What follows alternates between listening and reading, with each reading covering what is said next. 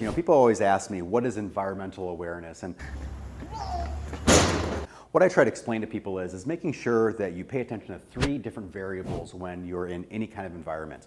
I don't care if you guys are, boarding on an airplane or if you're in a different environment that you're just not used to being in, whether you're out with some friends at a bar or at a restaurant, things like that. It's a great way to keep your mind working to be safe. If you know the answer before the question comes on up, your success rate then is going to be elevated. What I mean by that is that we want to pay attention to 3 things very, very specifically here. The first thing is always know where your exit is.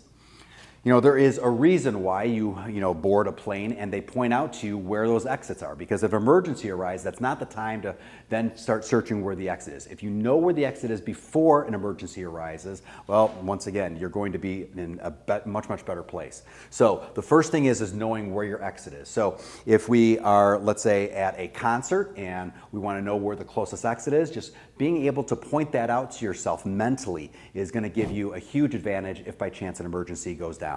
The next thing we want to do is we want to make sure we know where our weapons are. Now, when I talk about weapons, sometimes we're carrying a weapon on our person, but it's just as important to know where our improvised weapons are. So therefore, if we're at a restaurant, we want to know what kind of silverware is around us, as an example. If we're at a bar, we want to know what we can get our hands on quickly in order to defend ourselves.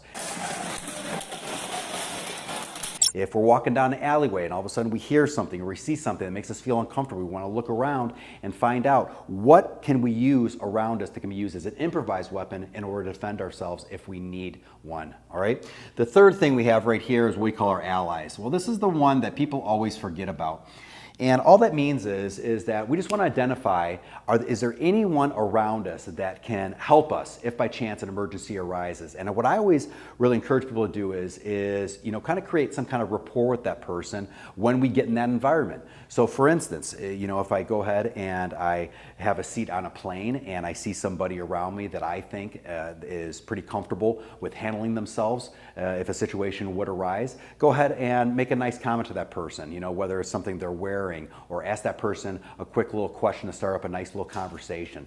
Immediately having that rapport will help us. If an emergency does arise, we're able to call on that person to help us and assist us to deal with a situation, whether it be a violent one or emergency one or some kind of urgent crisis that pops on up. So knowing what these 3 things are can give you a huge advantage here. Knowing where the exits are, knowing what kind of weapons we have around us, and last but not least, having some allies around us to help us if by chance a situation does occur.